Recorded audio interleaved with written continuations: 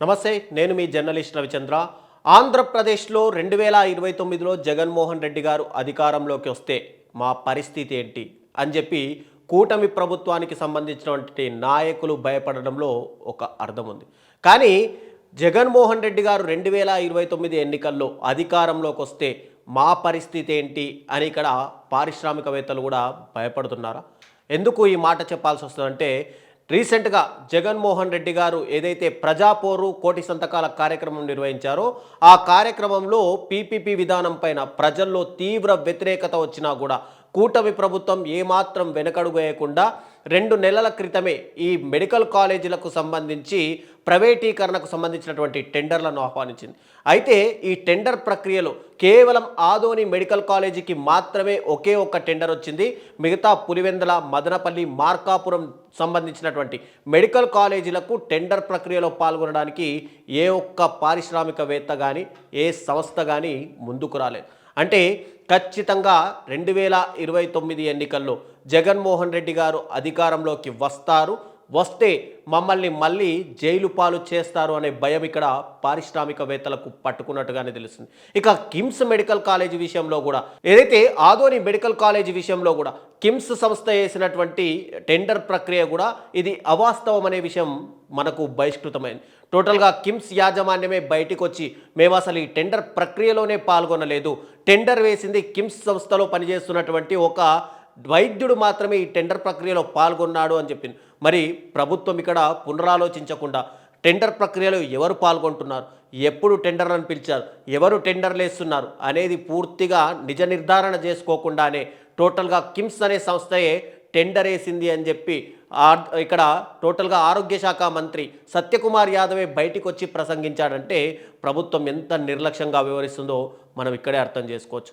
ఇక జగన్మోహన్ రెడ్డి గారికి భయపడుతున్నారా పారిశ్రామికవేత్తలు అంటే దీనికి కొన్ని ఎగ్జాంపుల్స్గా మీ ముందు ఉంచుతాను.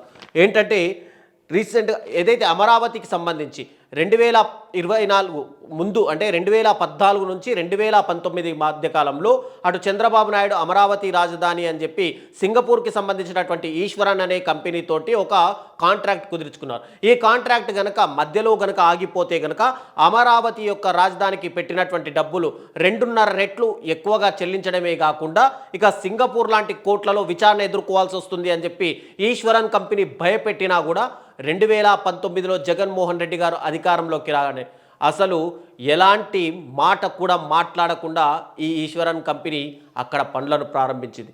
తర్వాత కనకదుర్గ వారధికి సంబంధించి ఎప్పుడైతే ఆ కాంట్రాక్ట్ని ఇటు కేంద్ర ప్రభుత్వ సంస్థ వద్దు అని చెప్పినా, నితిన్ గడ్కరీ పర్సనల్గా కూడదు అని చెప్పినా కూడా ఇటు ఆ సంస్థకు కాంట్రాక్ట్ అప్పచెప్పారు.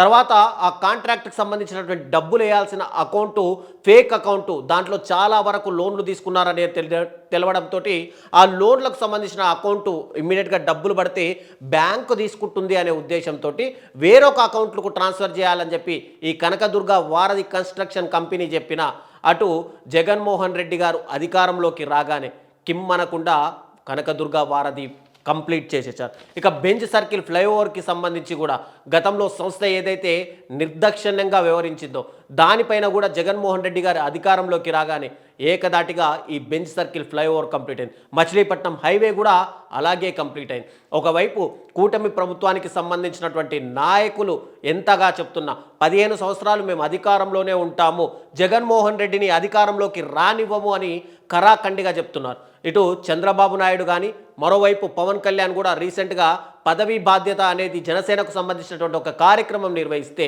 ఆ కార్యక్రమంలో కూడా పూర్తిగా జగన్మోహన్ రెడ్డి గారి నామస్మరణే మనకు వినిపించింది.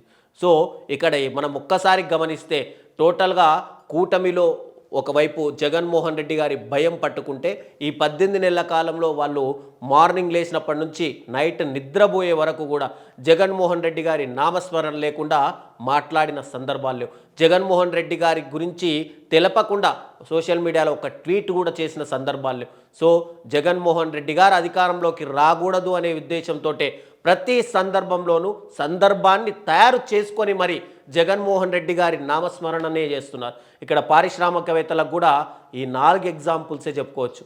ఇక రీసెంట్గా జగన్మోహన్ రెడ్డి గారు మళ్ళీ అధికారంలోకి వస్తే వాళ్ళు జైలు పాలవ్వడం ఖాయమనే ఉద్దేశంతో ఇక్కడ ప్రజలపై ప్రజా వ్యతిరేకత కూడా రావడం ఒకటి టోటల్గా ఆంధ్రప్రదేశ్లో పీపీపీ విధానం పైన ఏ ఒక్కరు కూడా టెండర్ ప్రక్రియలో పాల్గొనకపోవడానికి ఇది ఒక నిదర్శనంగా చెప్పుకోవాలి.